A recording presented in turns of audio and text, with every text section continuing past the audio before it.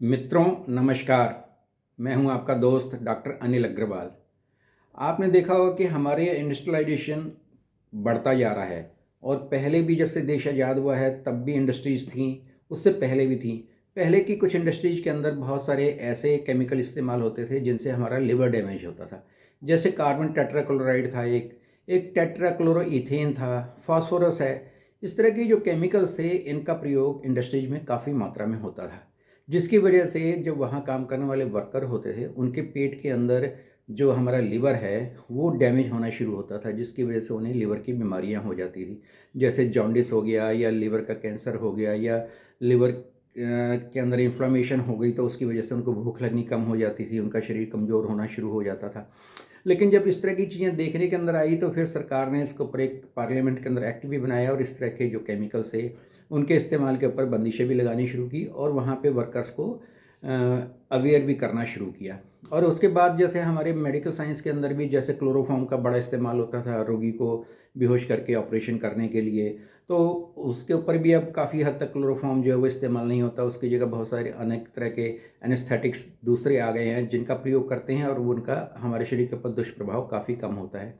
और पहले इवन चिकित्सा के अंदर भी गोल्ड का इस्तेमाल होता था, एंटीमनी का इस्तेमाल होता था, आर्सेनिक का इस्तेमाल होता था। आजकल भी करते हैं लेकिन वो थेरेप्यूटिक एजेंट्स के रूप में होता है, लेकिन उनसे भी हमारा लीवर ख़राब होता है और उस लीवर ख़राब होने की वजह से फिर जो मैंने बताया वो ऐसा होता ही है। लेकिन वो जनरली डॉक्टर लोग या वैद्य लोग जो करते हैं वो काफ़ी उसका सोच समझ के इस्तेमाल करते हैं और वो काफ़ी लो डोज के अंदर होता है। और इवन देखा जाए तो गोल्ड का इस्तेमाल और आर्सेनिक का इस्तेमाल हमारी होम्योपैथिक के अंदर भी होता है, लेकिन उसके अंदर जो इस्तेमाल होता है गोल्ड का या आर्सेनिक का, उसके अंदर तो उसकी मात्रा ट्रेस ही नहीं हो सकती है। इसलिए होम्योपैथी तो पूरी तरह से ही सेफ है कि उसके अंदर हमने गोल्ड का इस्तेमाल किया, आर्सेनिक का इस्तेमाल किया और उसकी वजह से किसी भी रोगी के अंदर लिवर के ऊपर किसी भी तरह का कोई दुष्प्रभाव नहीं पड़ता। हालांकि उसका जो थेरेप्यूटिक वैल्यू है उसकी वजह से अनेकों रोगी हमारे ठीक होते आते हैं।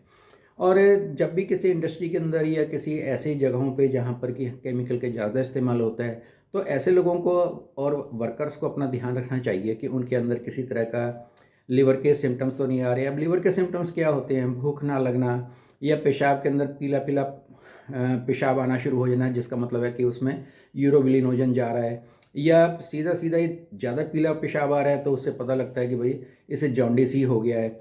तो इस तरह की जब सब बीमारियां पता लगती हैं तो उसके अंदर फिर हमें अपने लीवर को मजबूत रखना चाहिए। एक तो पहला तरीका ये है कि ऐसी जगह पे वो व्यक्ति ना काम करे जहाँ पर कि उसको इस तरह के सिम्टम्स आते हैं। इसका मतलब कि उस इंडस्ट्री के अंदर इस तरह का केमिकल प्रयोग हो रहा है जो उसके शरीर को सूट नहीं कर रहा है।